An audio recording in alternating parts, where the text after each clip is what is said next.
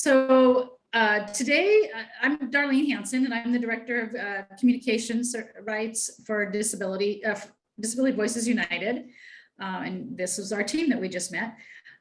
Today, our plan was to have Bob Williams speak with us, and we're all very excited about that.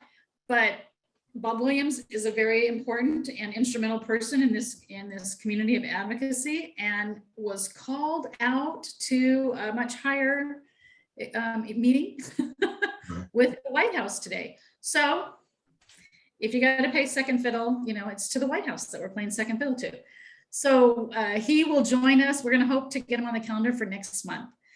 We just found this out last night. No grief to Bob, for sure, that we're very excited to have him. So I hope that you can stick around anyways and that we're not disappointing you. And for sure, we will keep you posted, but I'm assuming that we can make this happen for next month.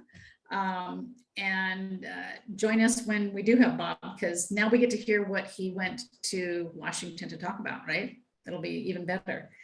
So today what we're going to talk about is communication partners, or our communication partners, and what it means to need a communication partner, to use a communication partner for support. What's the definition of that to you? And so you guys as communicators, we want you to participate, but also if you're not a communicator in the group, ask questions, or pose scenarios that you wonder what that means. This is going to hopefully be a lively discussion. In order to get started, I do want to poll you, or William wants us to poll you. And so I'm going to put a poll out here to find out who's on the call today. All right. So first question is going to be, I'm going to launch it. Just tell us about yourself. Are you here as a self-advocate, a professional, a family member, or something else? Or put other if you're of both, okay? I didn't get to change my polls around today, so that's why it's not fixed from last month.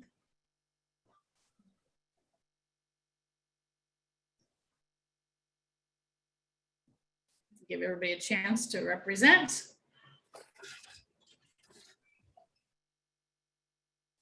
This is useful information for our conversation, but it's also useful information for our grants, of course, that we depend on here at DVU.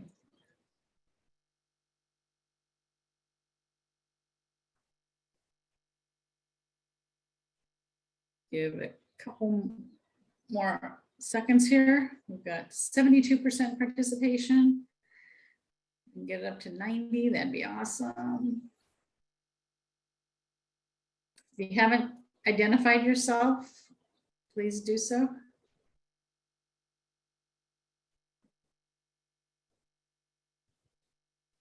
Okay, I'm going to end it there. Thank you. So we got a bunch of family members today. Awesome. All right, and let's see, I'll stop sharing. Okay, I'm going to share the results. Here you go. You guys see, so we got, yeah, mostly family members, and some self-advocates and professionals are equal, and others. All right, very good. Okay, I'm going to do another question here for you all. Hang on. The next question then will be, what age group are you representing?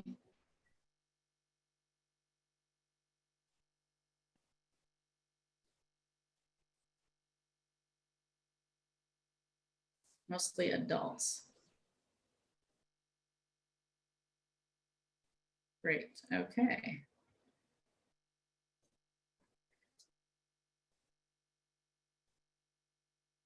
Excellent.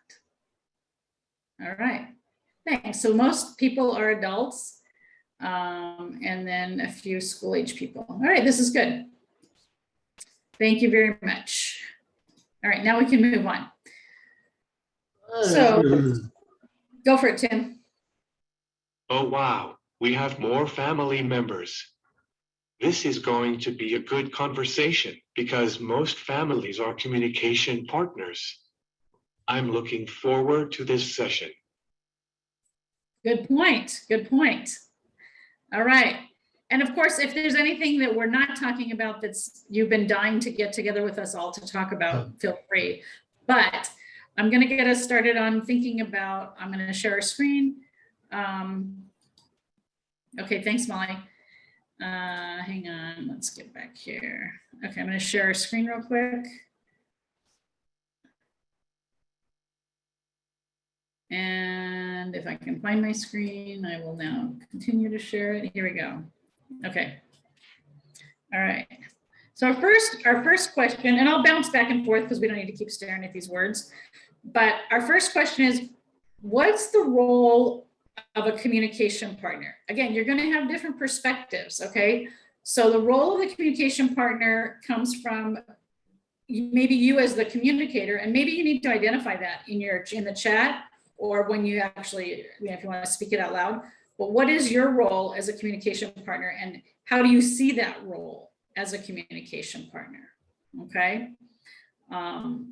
So this is the role of the communication partner. Let's have some chatting on that.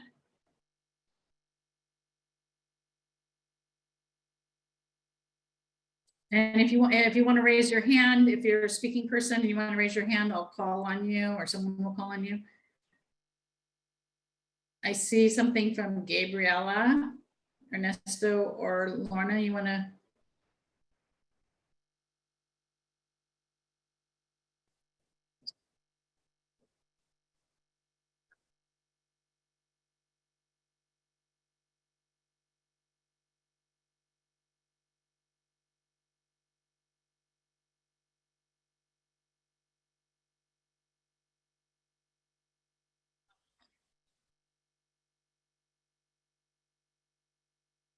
Great, thanks, Gabriela.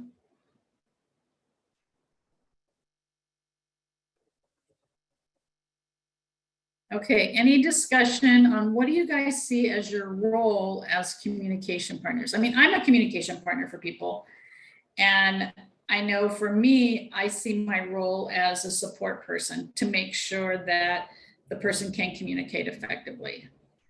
That's I see my role as that. Johnny says communication partner is a calm and supportive person who must regulate and remain neutral. True, true. Otto,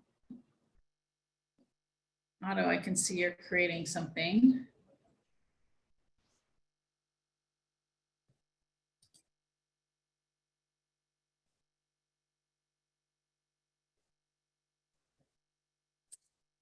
Elena says to make communication interesting and engaging.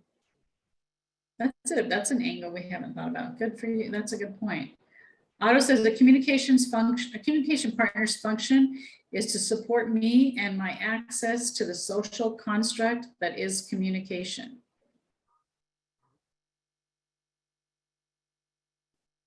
All right. Anybody else? Brian says true.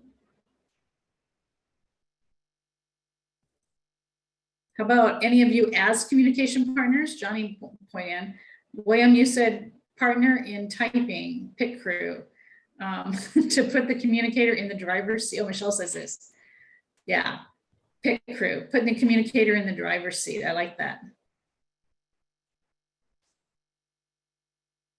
Hey, got it.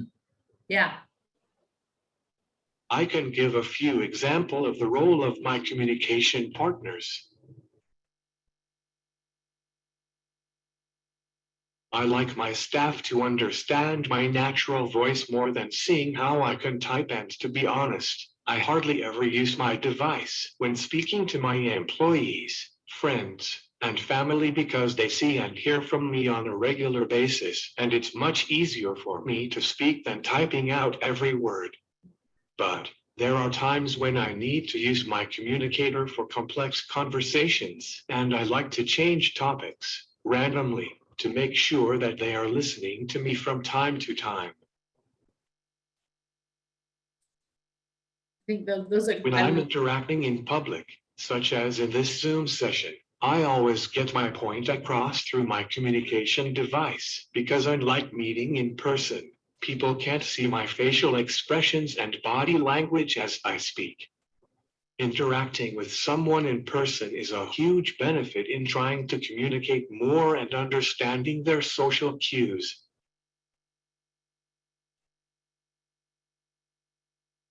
I like to give this example in my own life.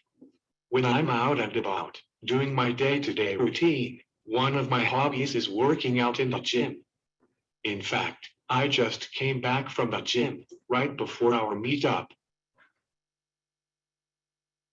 A few weeks ago, while I was in the gym, cycling, I was trying to talk to my friend about something, and for those of you who are gym rats, you know that it's hard to stop what you are doing and break your pace. I wasn't going to get off the bike, get back on my wheelchair, and use my device to speak to my friend about something like, "I need your email again." That's a total time suck for me, and I wanted to keep my heart rate up and steady. My staff was walking by, making sure that I was okay, while he was taking a break from working out. They noticed that my friend was struggling and trying to understand me. Since all of my team members can understand my unique dialogue, my staff just knew to relay the message to my friend that I needed their email address again. When I'm making friends or training new people to help me, I always make sure that they can understand my voice from my AAC device at first, and then understand my natural voice, because I've been in many situations, such as parties, where my friends become my communication partners to break the ice when they are introducing me to new people, and they always know when to step back and have their own conversation with others. Right, those are I love that. That's so much great information. I think that sometimes we focus on the AAC device use. And I love what you're talking about, Tim, is the total communication, the multimodality communication, and the relationship part. And knowing and understanding each other, so vital, right? I don't think that gets talked about enough in research, in professional conversations, the relationship piece, the knowingness of each other. It tends to get skirted over, like you could just drop a communication partner in and be ready to go, right? So I think that's something, I don't know if other people have that same issue where people aren't acknowledging that you might need time to get to know the person that's going to be supporting your communication, however that might look, or supporting you. I don't know if other people have had that experience or not, but. I just wanted to say that it's so true, Tim and Darlene. I just, because if you don't know, like taking the time to find out what the relationship should be, where it should be going based on what the communicator's needs are, that notion of being just like, here you are, step right up. And, it just feels like there should be so much more time devoted to guiding, helping that, and that's why I'm so excited about this tips on like, how to approach that. Because one of my questions that I just thought of it, having experienced it is, Tim, when you're talking about the importance of people getting to know your natural voice, because the multimodality part of this is like, at first, sometimes on Zoom meetings, there are like amazing, brilliant points made by self-advocates. And I could tell there's sometimes a lag, or if they don't have somebody to revoice and they don't have a device, I think there's a hesitancy to say, we're not understanding, can you repeat it? Or, what should you do in the learning, how to learn, the appropriate kind of way to learn how to understand the natural voice, and how the appropriateness of asking to repeat and that sort of thing. So I'm assuming, this is a question, it's better to ask than just, wing it. But, these are the things that I think it's better to talk about for people, so. Yeah, I'm gonna, while Tim's doing that, I'm gonna catch us up a little bit on our thread here, which is going great. So starting all the way back, Joseph said that he has a 21-year-old son who's learning to spell to communicate. Yay, I'm so happy, Joseph. And he has Down syndrome and autism. That's awesome. Is Bella saying, my communication partner helps me say what I want to say. Christine says her son who struggles to communicate his thoughts, especially if he's upset. I love this. It's giving him the space and acknowledging what he is trying to communicate until he feels I have understood him. That's really good, Christine. That giving the space, really important. Otto says, they're not supposed to talk for me. They're supposed to support my ability to communicate. And then you said, preach Tim, keep your heart rate up. Right, like you could switch out a girlfriend. Yes, people hyper focus on the app more than the relationship. Yeah. And then Rick says, many communication partners are those in the trenches, avoiding a voice for the voiceless, or providing a voice for the voiceless. Too many disabled adults of all ages are being exploited by the very parties who claim they are protecting the vulnerable by isolating them. Right, that's a good point, Rick. We have a very good, big responsibility to be authentic and true to the communication, not to ourselves. This is not about us. If you're a communication partner, it's about the person. Johnny says, building trust and rapport is so important. Bella says, I need a CP to help me with motor and sensory challenges that interfere with my communication. William said, that is true. We can't make the shift easily. There needs to be the partnership. And Amy says, hi, what's the meeting about? So Amy, and those of you who just joined, Bob Williams had to reschedule. So sorry, he's not here. But he rescheduled because he's speaking in Washington today or tomorrow. I don't know exactly when, but on a special call. And so we're hoping to get him next month. Okay. Tim, did you have something?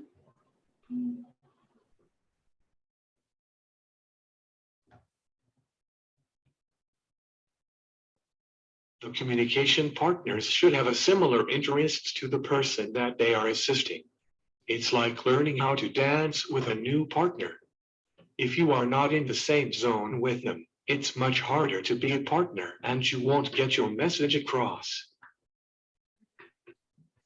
Another great nugget there, Tim. That is fantastic. Ellen says, how do communication partners get trained to help people who have been in group homes for many years? Yeah. You know, I think that it's, you guys, anybody can chime in, but I think part of that's a cultural thing, right? You're working and your job is to do these things. It's not necessarily to help the person communicate. Tim, you can probably speak to that as you shifted to self-determination, right? There was a big change you felt in the quality of your life, not the quality of the person's necessarily, but the quality of your life based on the point of view that they were coming from. But group homes have a different point of view and it matters clearly. Now, Alphonse has his hand raised. I'm going to ask you to unmute, Alphonse. I can't see you, but you have your hand raised, so I'm assuming you want to say something.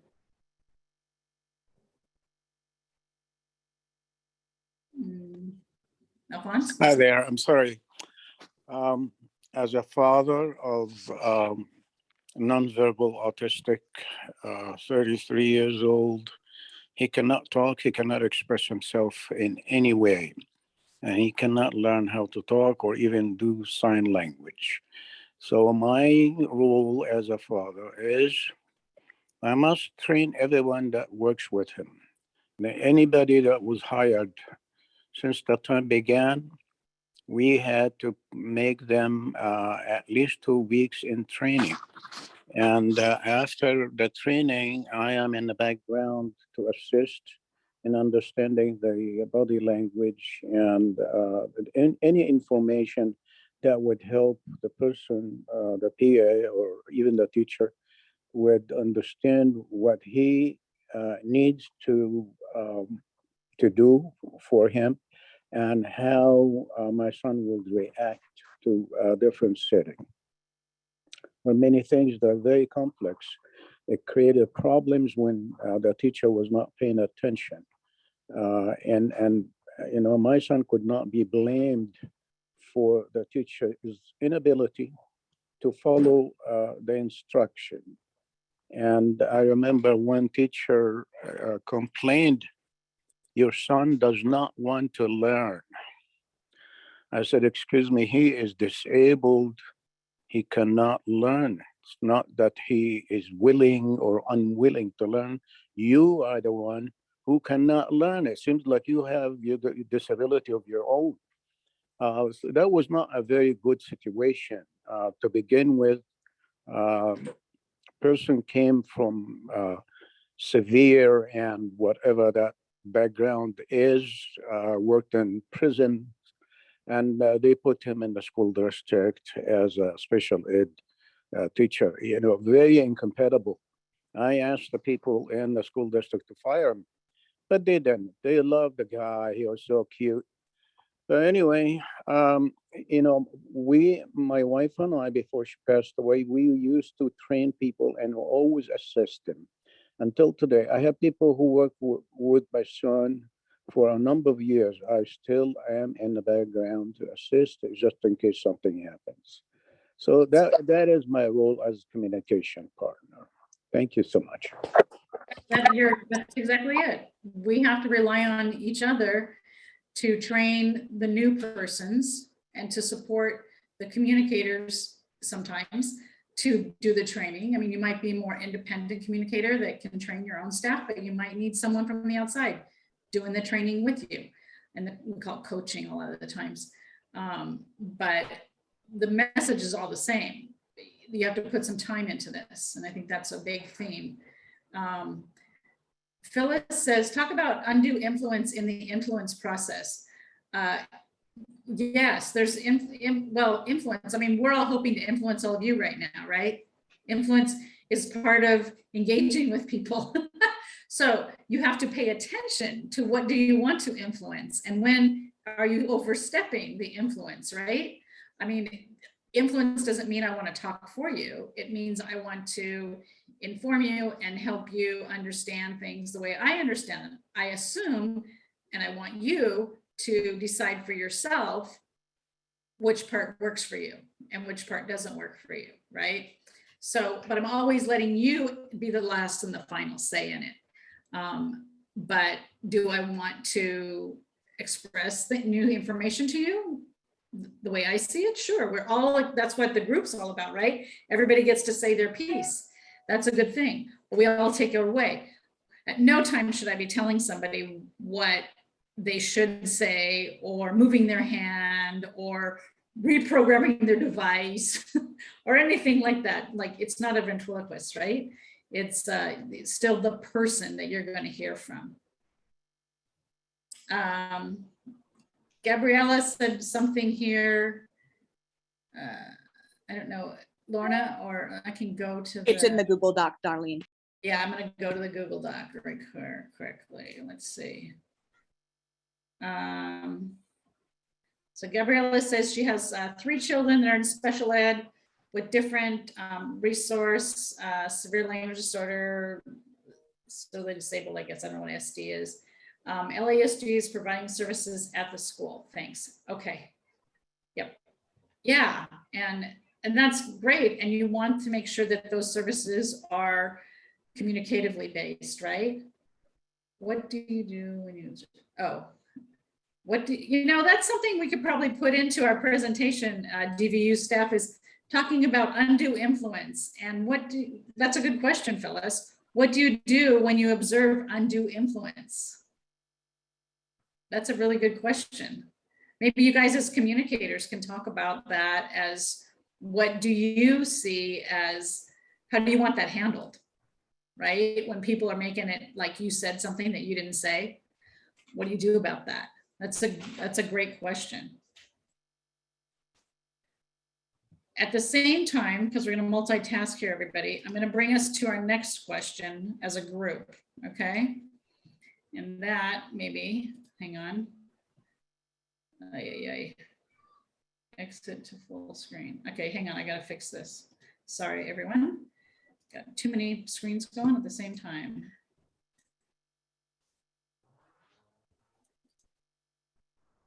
Okay, here we go.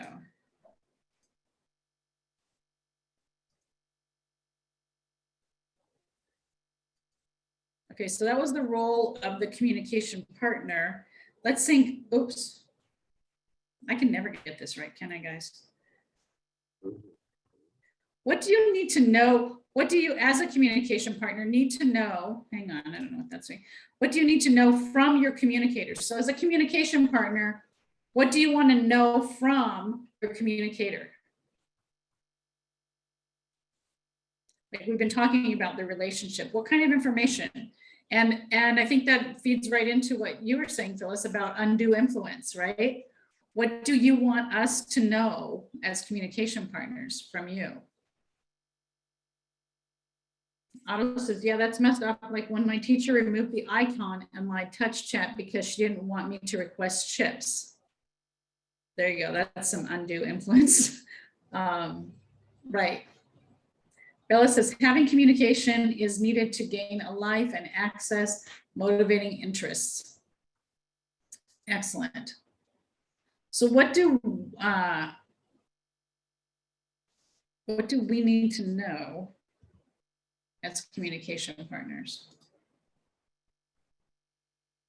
Any pet peeves? Think of your pet peeves. Don't ever do that, guys.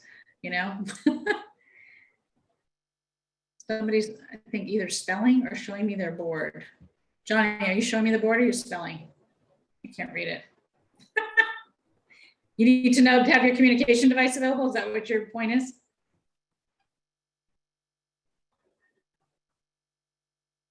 I'm going to ask you to unmute, Johnny, so you can say it.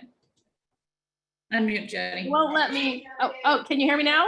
Yeah. Yep. Sorry, Vivian's being really loud. Be quiet, Viv. Shh. The board they have actually says you're giving me, you're spelling for me, or you're using too much influence. Like they have these little sections at the bottom on their board where they can say you're moving my hand, or Okay, speak perfect. to the undue influence.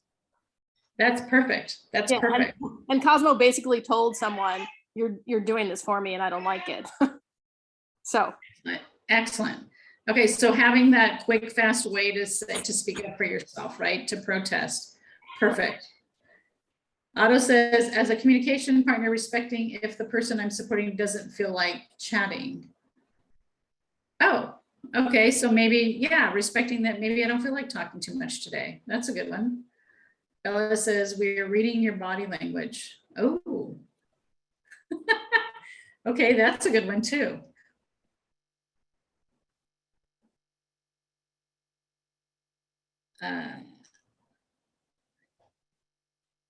Anybody else have things they need their communication partners to know about them? Yeah, go to.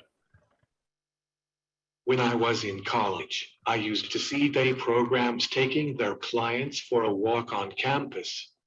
It always bothered me when the staff was controlling the other person's wheelchair, like controlling their joystick. This is extremely distracting. Imagine if your communication partner was controlling your device from not swearing. It's a form of censorship. So true. So true. It's again about overstepping boundaries, right?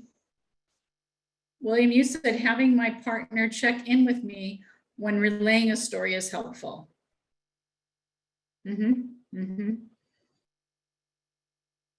Taking time to build a rapport is essential. I'm going to try and switch to my other screen here to see what Gabriella is saying.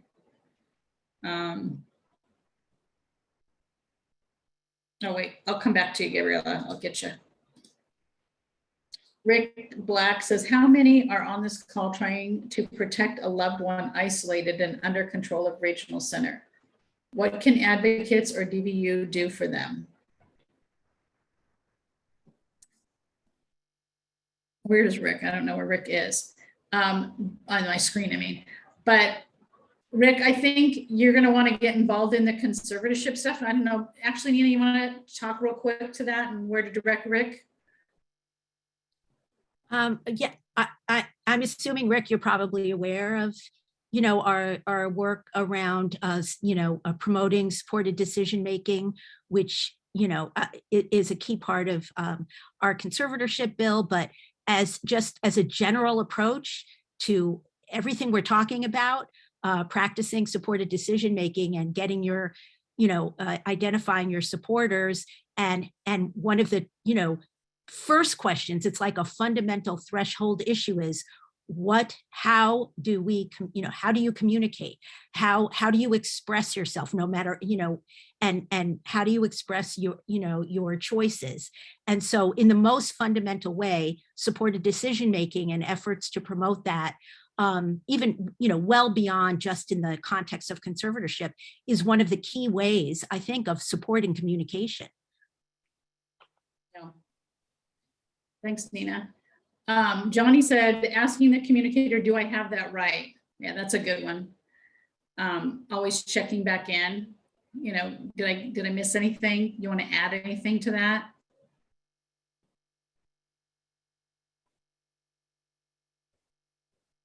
Amy's saying, is meeting their needs to more for people with different languages? And you need a little more clarification, Amy, sorry. Otto says, I love when my communication partner asks for clarification if I use slang or laughs when I crack a joke. Yeah, you're gonna have to tune in for Tim's next one on voices. Okay, I want to go back to Gabriela. Did we say what Gabriela said in Spanish? I don't see it.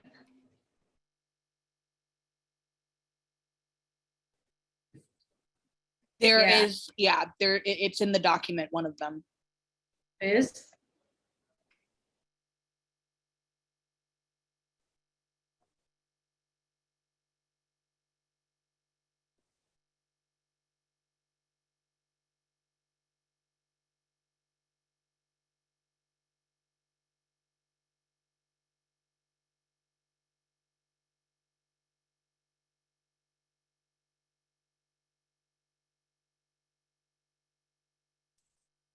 True, yeah.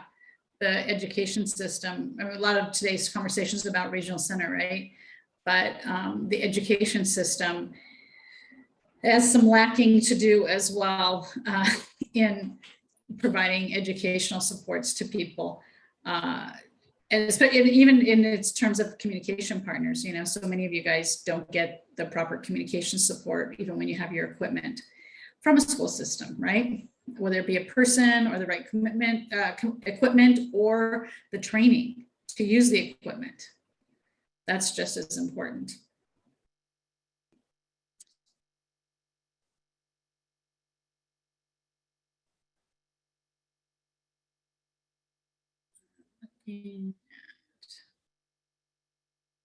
Okay, I'm gonna bring us on to the next question if I can, without messing you guys up.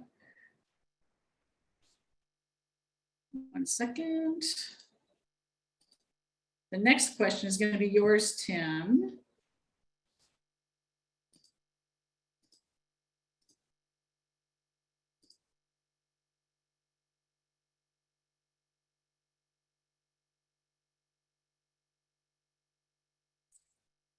Tim wanted to ask and wants to talk about, what do you expect from your communication partners? Some of you already touched on, I think, but what do you guys expect from your communication partners?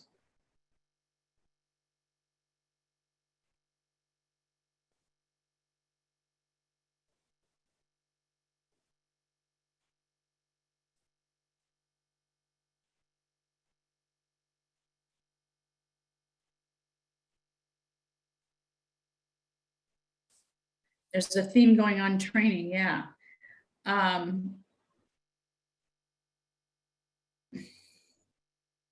Training's a must. You expect from your communication partners time to be trained, yes. And I think you also expect from the support, the funding sources, that opportunity to train.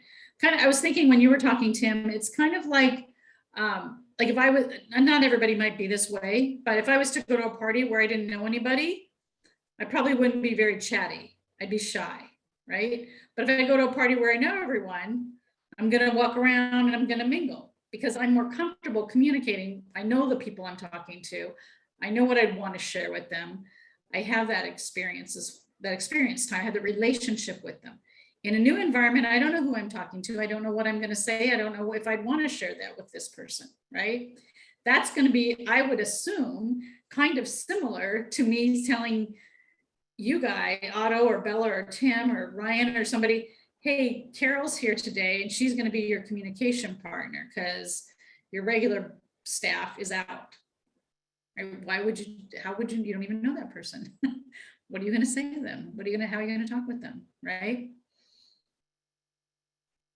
I have 4 or 5 tips. Are we ready? Sure. Being a shadow. You are there to support the person and not be a part of the conversation. Listen to the person as much as possible before asking them to use their device. Oftentimes, many AAC users can vocalize what they are saying without their device. It takes time to learn their speech. Don't immediately get frustrated, telling them you don't understand because there will be a time and place where the person won't have their device with them, such as the batteries are dead, or they left it in the car because you are at the theater. Always be aware of the conversation. Even if you are not a part of the conversation, you should be aware of what is going on so that you can assist the person when needed. It's super annoying to have the person or other parties explain the conversation to a CP when they are not paying attention to the surroundings. Personal time versus professional time. When you are there being a CP, there should be no distractions, such as being on the phone and getting ongoing notifications. Please put your phones on silent. Any ongoing noises from your phone can be very distracting. If you need to take a personal call, please let the person know that you need a break and step away from the party's conversations and handle your business. Don't let your personal conversation invade the main conversation. That's a very good point. Yeah. And Tim, that you're kind of making me think about, because going back to the beginning of our session here, when people were talking about regional, group home staff versus self-determination staff, how much say did you have in those kinds of those tips when you had staff from an agency, for example, that was not your agency, that was not there, you weren't, in self-determination with? Otto says, I need a communication partner who is sober. Okay, so I went to someone couldn't read what they were saying because they were drinking Chardonnay and they were too deep to read my letterboard. So they let my communication partner read my message. Okay, that's a good one too. Great advice, Tim. I'm going to look at Gabriella. Hang on.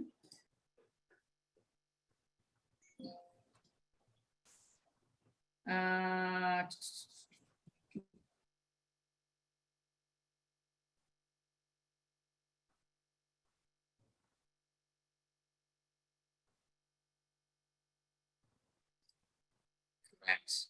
Yes. And we have to get schools to understand that they need training, right? They seem to sometimes think that they don't need any training. Absolutely. Alfonso, you had something you wanted to say, I think. Are you raising your hand again? Yes, please. Yes, go ahead. As a communication partner for my son, we also demand that other people working for him refrain from exercising their own habits. That is not just drinking, but also smoking, swearing. They have to be able to decipher their needs and the wants, and make distinction between the needs and wants of the person they are serving. And they stick to the routine of fulfilling the needs of the people they are serving. Otherwise, they should say goodbye. Thank you. Yeah.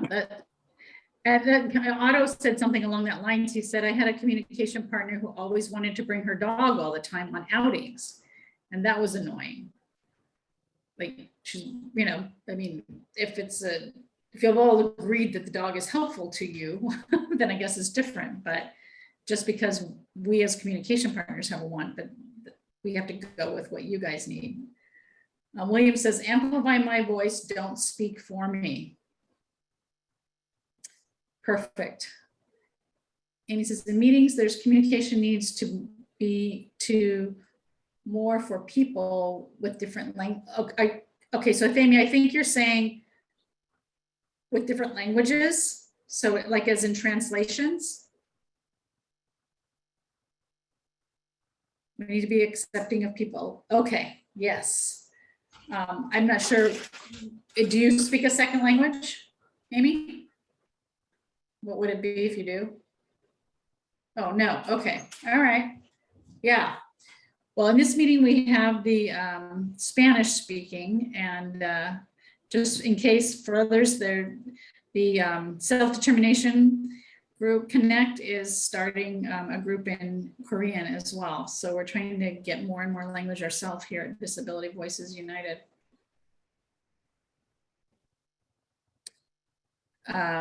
So Gabriella says, yes, but the schools don't have sufficient, I don't know what the other word is, like kids. Training, okay. They don't have sufficient training, and they also oftentimes resist getting training from people who could do the training. They resist getting trained. So that's a problem. I'm still obsessing over Otto's comment about somebody taking away the icon for chips. That is really upsetting me. And I would think that, I mean, this is more semi a question or maybe a comment, that, you know, I think maybe as part of the relationship between communicator and communication partner, you work out like, when do I need you to advocate? And, you know, like speak up, you know what I mean? Like get some help in that. To me, messing with somebody's devices, and that's totally censorship. I don't care how annoying somebody may perceive it, but it seems like that's a line that should never not be crossed. And I don't know, but it seems like there are times when maybe communication partner is just on the scene and can be helpful as an advocate if that's what you want your relationship to be. But I just. Oh, I had, as a speech and language person, I've had teachers and families ask me to take out the video button because he keeps pressing that button to request it. Or, you know, and I'm like, no, you have to, I mean, if he was saying it over and over again, you'd have to deal with it. So you got to deal with it. What are you going to do? You discuss it. You talk Yeah, about whatever needs to happen, make it happen. Yeah, say there's not a movie time. Tim, go. When I was with an agency, I would get so many different staff every time. Once I trained them, the agency would transfer them to another case. After a while, I stopped training the staff that the agency would send me because I wasn't sure if they were coming back or not, because it was a waste of time to train a random person that might not come back. That's a great point. Man, how many times has that happened? Yeah. Yeah. Oh, I'm gonna be stewing on that one now, Nina. Because it happens all the time where, not to pick on any certain discipline, but there are certain disciplines that seem to think that changing staff around is part of growth in an individual. And that is not growth in an individual, that's stifling. again, it's so wrong. Marissa says, are there certified trainers? Who qualifies as a professional trainer? That's a great question, Marissa. There are not certified trainers per se, but there are professionals who are available to do trainings. Like usually they're speech and language people, but I mean, you guys as communicators should be qualified as trainers for sure. So there's a kind of a double-edged sword. Maybe there aren't certified trainers, but then that means that they can't go looking for a certified trainer either because they don't exist. So you're going to have to take somebody who has expertise in this area, which there are people. Like I do a lot of trainings myself. But so it's maybe a speech and language person who's on the same page as you might be helpful. I don't know if there's other disciplines that people can think about, but that's my thing. Suggestion. Otto is reminding us that the story won me. That story won me the Judy Heumann Award. So revenge is a dish of best served cold. Your story about the dog, taking the dog to work.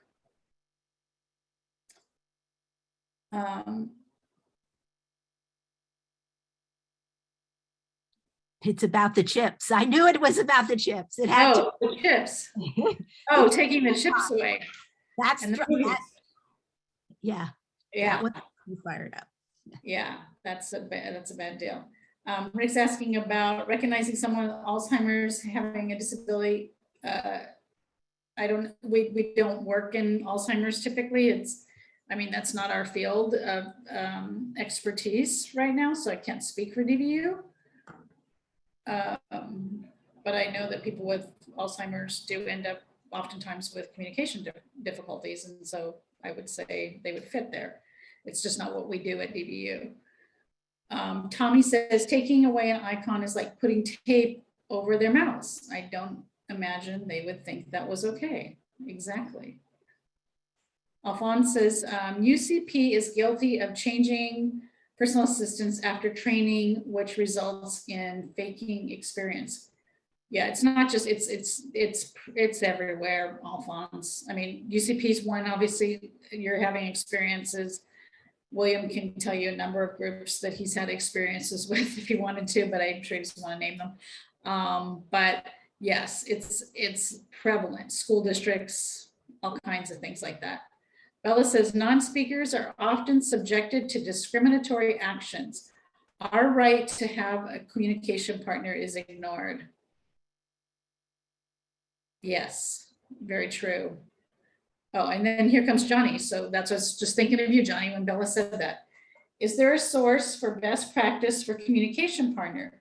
So it's really shareable with school districts and those who still view modes of communications as controversial. There isn't a source yet, but that might be coming up in the future. It's something that we need. We need a way to describe best practice for being a communication partner that is recognized as the outline of best practice. Absolutely. It doesn't exist yet, Johnny, but I think that's something that's coming through all the work that we're doing here. So that's the good part about all the conversation, that we're having today. We can put this all into what our suggestions are for best practice of being a communication partner. Yeah, Marissa says a best practice resource would be great. Absolutely. Yes, we need as communication partners to be able to explain the universal approach. Well, and I want to give you guys, I know I said this in other sessions that we've had, but giving you all permission to say, no, you're not right. That statement that you're making is wrong. Because a lot of times people as professionals make statements that are not true or right. And if you know that they're saying something wrong, feel free to step up and say, no, that doesn't make any sense. I wonder where you got that information from. I don't believe that's accurate. We have to advocate for communication. Otto says, Bella said, yeah, that'd be good. Otto says, yes, and the magical thinking that if you are denied support, you will just try harder and find your independent voice. Maybe a Hogwarts special day school. Otto, Ed says no, it's an inclusive setting, Hogwarts is. Oh, I was just that saying no, not Hogwarts Special Day School is just agreeing with him, but in a humorous way. Right. Amy says, will there be a meeting about SSI? Probably not on this forum, but I don't know. Do we sometimes talk about SSI in self-determination? SDP Connect? Well, sometimes there are issues certainly about other benefits. There's sometimes intersection with that. There's general information. There's, it's not something we highlight in and of itself, but it certainly comes up, and, and to the extent it relates, to some of these other things like self-determination, we sometimes get into it. So there's ways to get info from us on that. Okay. Thanks, Nina. Yeah. Okay. Let's see. I'm not even going to share this thing because it keeps going cuckoo on me. Oh, William wants to know. William, you want to read yours about what number 5, slide number 5?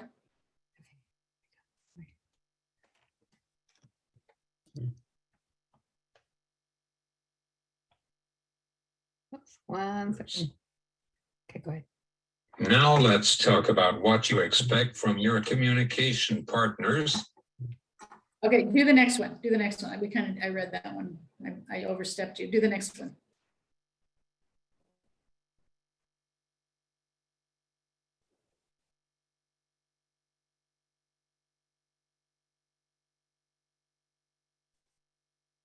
You ready, William? He's fading. Literally. Yeah. You want me to say it? Or are you going to say it? Oh, I apologize. Here we go. What not to do? What not to do. So what is it? What is, like, we've gotten, like, don't bring your dog to work. Don't do that. We got that one. What are some other peeves that you guys have? What not to do? What should we not do as communication partners? Don't use your cell phone. Don't bring your dog to work.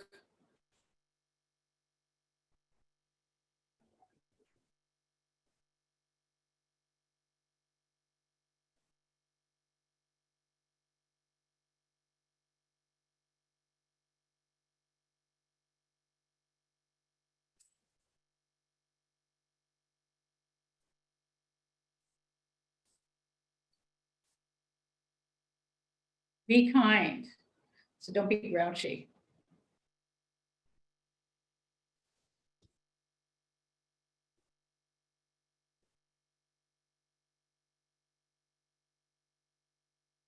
Okay, William says, don't use baby talk or toddler games and books.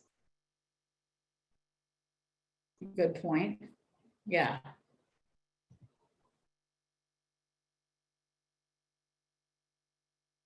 Don't wear too much perfume or have bad breath or BO. No smoking or vaping.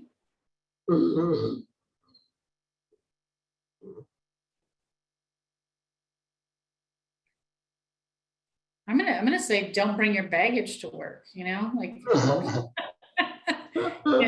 whatever you got at home, leave it at home.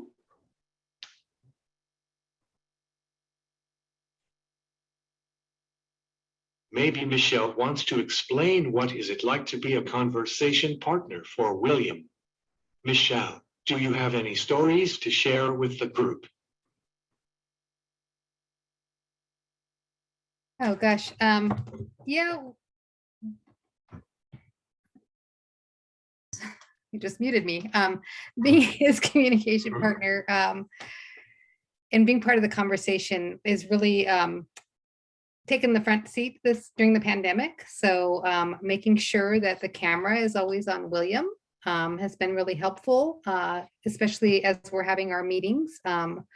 It's a lot easier actually in the virtual world than in person, where they tend to talk to me versus him. So redirecting the conversation to William quite often and letting him speak has been a practice that we've had a lot of opportunities for the last couple of years. That's a good one. Bella says, baby talk, don't do baby talk, have a poor managing style, being shy and untrained. Yeah. I can remember a person that I am part of her supported decision-making team, and I'm a friend of hers, you know, and she had a communication partner that was pretty shy and quiet, and we all went to a party together. And I thought, yeah, this person's not, she was a great person, but she wasn't going to cut it for party behavior, because my friend needs someone more outgoing in order to get engaged with the social experience, which she actually liked doing, but she doesn't initiate well. And so to have her paired with the quiet person on the team wasn't a good match, you know? Again, the person was a great person. She was a good support person for other reasons, but not for going to a mixer.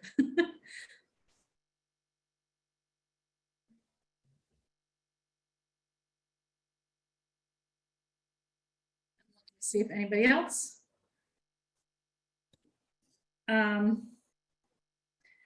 Okay, here's one. This is one that I wanted to get out there.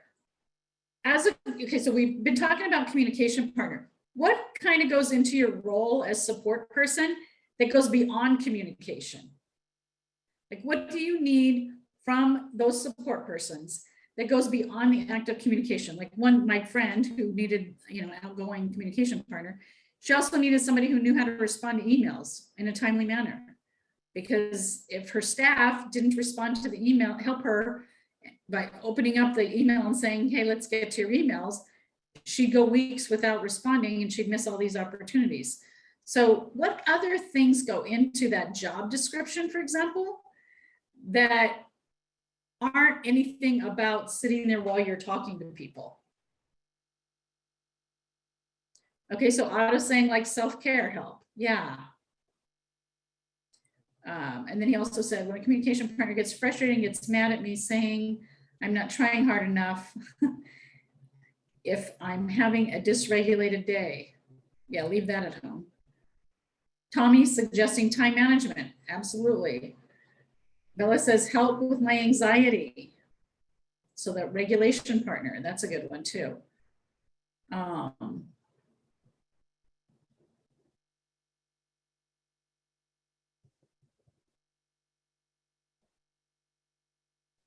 Some of you might have a lifestyle that means they have to be good at booking trips, right? Maybe you like to go traveling and they have to know how to navigate that whole Travelocity website and all of those.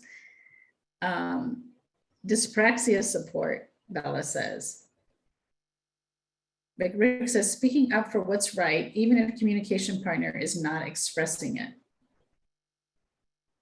You mean even if the communicator is not expressing it?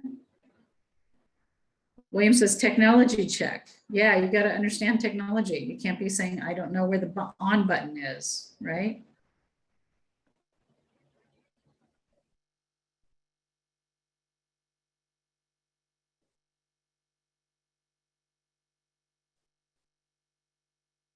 Tommy says, possibly bringing up potential topics of conversation since initiation is so difficult. It's kind of a facilitator, social facilitator. Bella says, calm, positive attitude. Yeah, Ryan says, right. Yeah. You need the technology check, Ryan? Yeah. You don't want people getting out there and saying, oh, shoot, the battery's not charged, right?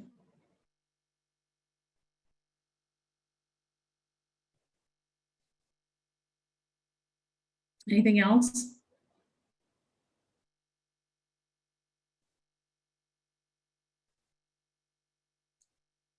Tim's creating, so we'll keep talking. Nina, you got any good questions? These are all such great points that we have to make sure we include in our training. And I guess I just had the thought that for all of these things, like if you want somebody in that facilitator role or a regulation helper, those are the kinds of things I think it's kind of key to work out in advance, right? Like, what do you want? Because somebody may think that that's their role and you don't want them actually. There are just certain aspects.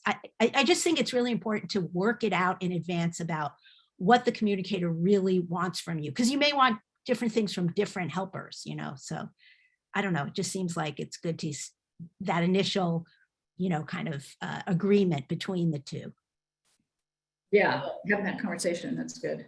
Go, Tim. I like my partners to take notes on what tasks that I need to do, because when I'm talking to someone, I usually get fully engaged with what I'm talking about then. That I often forgets that I promised them to do something for them. So acting as a note taker, right? Yeah, and then going through it with you later to say, where are you putting this in the calendar? And Tim, you're too full. And then Otto says, I need help with homework, but shouldn't have to explain Google Docs or Google Slides. Right. You have to be aware of the technology needs. Tommy says, on that note, planning for emergencies with low-tech letterboard, be prepared. Absolutely. Whitney says, flexibility and the ability to maneuver through ever-changing circumstances. Yeah, not easily flustered. That's a good, these are things you can put on job descriptions, right? When you go to hire people. Johnny says, being able to anticipate if my communicator needs help with keeping their body and eyes engaged in typing, being very attuned to my communicator's unique needs, right? Knowing your person. Melissa says, how do you find a communication partner? Ooh, that's a good one, Melissa. Anybody got any suggestions? Anybody have any hot tips? I was just talking about this with a friend today, Melissa, and she was saying that she has an agency and people were saying, don't you have communication partners that we can hire? But the problem is that all the communication partners are already out there working. Like there's only 20, so many hours in a week, right? And so it's hard to, you kind of have to have a training system to keep people coming into this system. But how do we find them? Anybody got any good suggestions on where they're finding people? We'll come back to that, Melissa, because I think it's good. Knowing their body very well, being able to anticipate needs,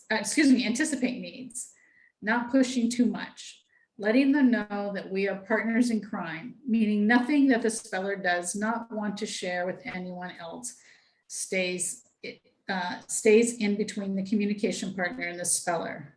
That's a good one too. You should find out if you're supposed to be sharing what you just learned, right?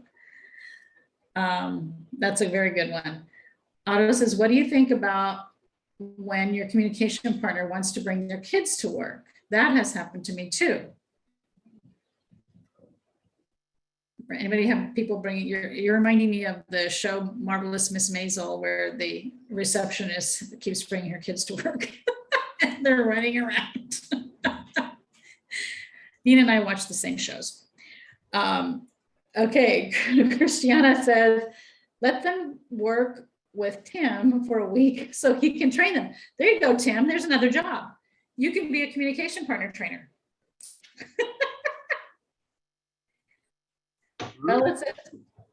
Bella's suggesting to you, Melissa, and anybody else looking for a communication partner, maybe the local university. That's a good tip. Tommy says, oh man, Otto, you need to write a book about these experiences. Johnny says there needs to be an agency who does this. Such a wasteland for finding this needed resource, maybe an offshoot of a good speech company. I don't know who you're talking to, Johnny. But yeah, I think local university, you know, this is my tip too. I've said this, if you know me, I've said this to you. I think physical trainers, like personal trainers in the exercise business, I think they are good communication partners as a class of people, you know, if it's fair to do that to someone, because they have to engage with people, they read people's bodies, they're good motivators. There's so many qualities in that field that make good communication partners, which I find interesting, because who would have thought, you know, like go to your gym and find your communication partner. Maybe that's why Tim hangs out at the gym. Maria, I love that idea. I've met some really great people. Really great. This day. They have the criteria, right? Yes. It's better than finding a professional like speech and language person student who you have to undo everything they learned. Right? I can say that because I'm speech and language. Maria says fostering agency and independence. Yep, as much as possible. That's what needs to happen. Otto says get the Kindred app, check out. Oh, yeah, the Go Kindred app. Yeah, we're working to help resources for training. Thank you, Otto, for the plug. Go Kindred app. Check it out. My list have been overflowing for 47 years. There is not enough paper on my notepad for another task. Well, maybe it's already available and you just have to put it together. You don't have to start new. It's not a new thing, Tim. It's just reorganize your list.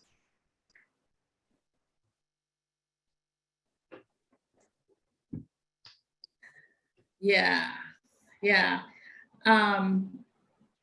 What other places are good to find people? Family, friends. I mean, and I know when I had an agency, I hired many of my daughters and sons' friends because they grew up with our family, and people with disabilities was just part of their lifestyle, and I didn't have to do a lot of training or undoing training. It was the mindset was already there.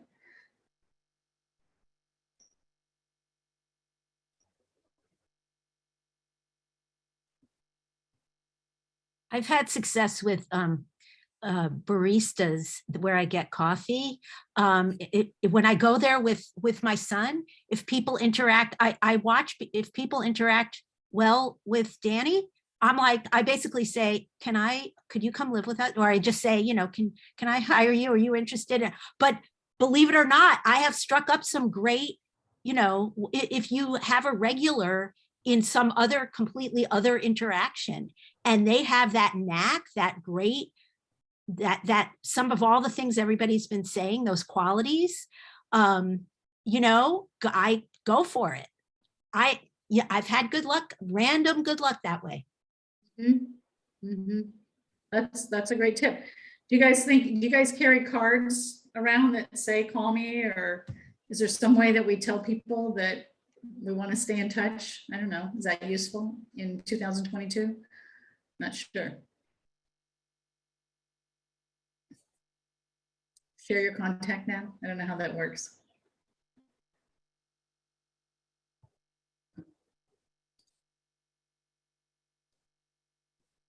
Yeah, I've gotten, you know, their phone numbers, and we text each other and see where it goes. Otto's got his. I get a lot of coffee, so it works. Otto says he carries cards. All right, good. Excellent. Yeah. There's lots of great ideas here. Now, if any of you are in the DVU's leadership project, you're going to hear, we're going to be doing a training on being the role of the communication partner in leadership. So you'll hear some of these tidbits that you guys have shared with us in that training in the future. I want to remind you all that I'm not guaranteeing that Bob will be able to be here at the next May meeting, but we're going to ask him to be. So hopefully May or June, he can come back. And I think that some of what he's going to be working on is going to be related to what we're talking about today, because I know he's been talking about IQ tests, whether or not those should be allowed for people who are non-speaking. I know we all know what we think about that. And so that'll be interesting to find out where we are on that at a government level. And maybe he'll even have some information about communication partner, I'm not sure. We'll see what they're working on at communication first, for sure. William says, my hearing is fine, no need to speak loudly or to speak or too slow just because I can't speak. Very true. I already read that one. Let's see. How did that pop on? These are popping around here. Maria says, what about siblings of spellers that need a job? Yeah. My 7-year-old is with me and he said he would love to do that when he's older. Okay, I was going to say 7-year-old might not be able to get a job yet, but training him for the future, great idea. In fact, I just sent to one of our friends here, one of the girls that her brother's a speller, and I mean, I knew her mom when she was pregnant with her. And so I remember when she was born, you know, and now she's of age to be working. And I said, you know, you'd be a great communication partner. So she's going to do some work with one of our communicators here. That's a great tip. Ed says, William, that reminds me of the pre-pandemic times when I would fly. I would sometimes request accommodations for my deafness, and the airlines would offer me a wheelchair. Are you serious? That's happened at least 3 times, Darlene. Oh my gosh. Yeah, and there are famous deaf YouTubers. Ricky Pointer talks about this as well. It's very funny. It's like they don't know what to do. That is amazing. Oh. Wow. Okay. I'm glad you put laugh out loud after that. William, I just can't believe that. William says they should be the communication partner, not the teacher. Think about the need for both. We don't have interpreters teaching. Good point. It's always easier for me to teach someone that have no experience than a person who had a lot of experience, because their minds are already programmed one way, and that is not my way. And they tend to struggle with me because they can't learn something different and new. I agree. People, when I was doing inclusion program specialist stuff, and families would say, well, I want to have the best teacher in the school, you know, the best teacher. And I'm like, don't say that, because sometimes that best teacher on the street, you know, the one that has that MO in the school is not the person who is going to be receptive to having a team of people coming in to help your person in the inclusive setting, because they're already the best teacher, right? So don't assume that. That's so, just like you're saying, Tim, you don't want to undo stuff, right? Tana says, when I was advocating on behalf of non-speaking patients for their in-person communication supports in hospitals during COVID, I regularly got, so are you asking for a wheelchair? Are you serious? Wow. Wow. I'm going to cut them some slack because COVID time was a little stressful. But yeah, a wheelchair for a non-speaking patient. That's just amazing. Wow, tells you how deep people's I can't understanding. even like wrap my head around Wow. it. Like, where did you get that? Yeah. William says, Michelle says, someone asked me if William reads Braille. Oh my God, you guys, this is a book. Someone asked me if William reads Braille because he uses AAC.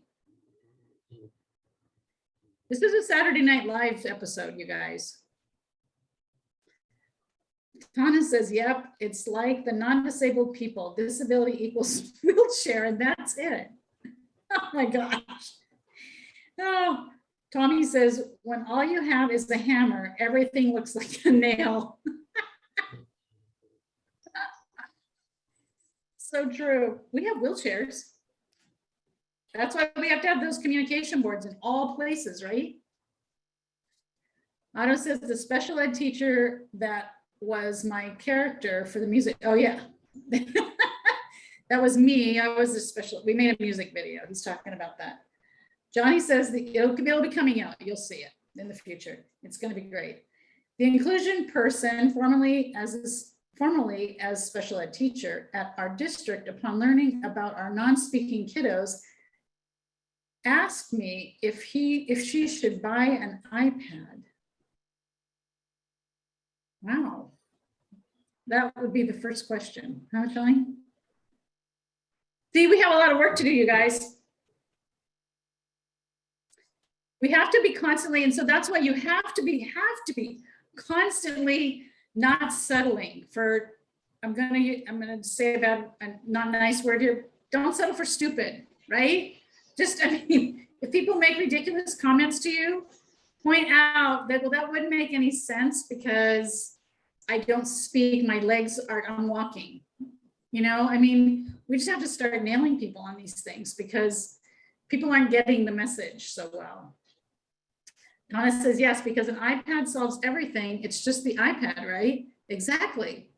Clearly, everything that all of you have said is, if I just, not once until, who brought this up? Johnny brought this up. Did anybody talk about technology? Right? Other than making sure it's charged. There's so much of this, so much of going, and that has to be part of the message. So much of that goes into being able to effectively communicate is having the right kind of support. Okay, it's not just the technology, and we have to keep reminding people of that. If it was just the technology, probably half of our problems would be gone. It's not just about the technology.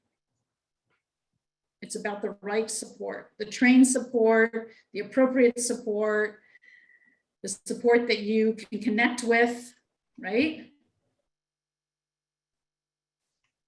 Okay, so hey, here we go. This little tidbit. That's what Bob and I told the White House today. Excellent. Thank you, Tana and Bob. Yeah, it's not just about the technology. So important. And you know what I love is that a lot of you guys on the call here are spellers. And so in the past 20 years, the spellers have taken the heat for, oh, you guys like trained communication partners. But here, everybody who's not a speller is saying the exact same thing. I mean, not a speller, but not a supported speller. But this has always been the story. We didn't just make this up. And so we need to start calling people out. This is not a new thing. This is a real thing. You guys need support.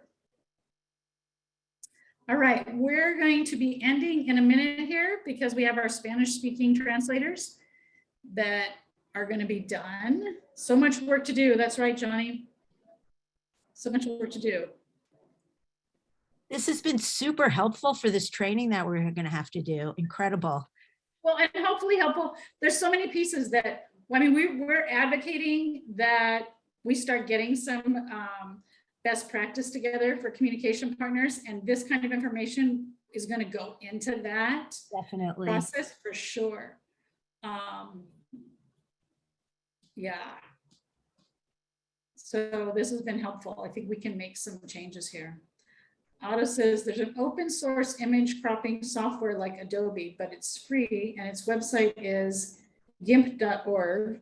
I had a 20-minute conversation with Stephen Hinkle that we should call the company and tell them that it is ableism, derogatory term, but he focused on the fact that it was free and disabled people probably wouldn't use it. But I told him we are disabled and we are using it. Where is the training? So Aletta, we're getting a training. It'll be in there. We're DVU's putting together a training for the leadership project, but we can share that with everybody. It'll be shared as a recording too, I'm pretty sure. So everyone can have it, but it's based on, you know, training leaders. So yeah. And then this is not this. I'm trying to figure this out. Go.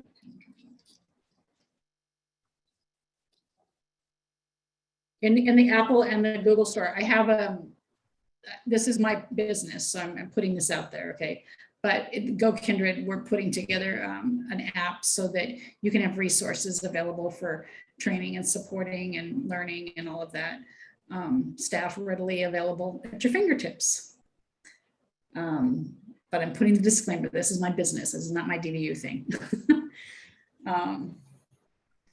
How can I invite more people to this awesome conversation? Can I just share the Zoom link? Absolutely. Tell people to sign up on the DVU website for our email blasts, and you will get this information. But absolutely tell more people. We want more people. Right. The registration link is on our DVU email. So if you get those, and believe me, you'll get a lot of them. You know, just register and then you'll automatically get the link. Facebook page as well. We put it on the Facebook pages. Bella says, thank you. I'm always happy to share about my communication. Otto says, do it. It's great. Don't be shy.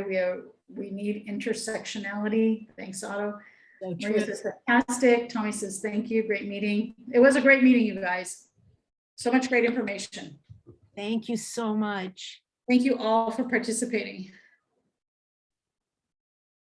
Thank you, Lorna and Ernesto. William says, thank you, everyone. Great conversation.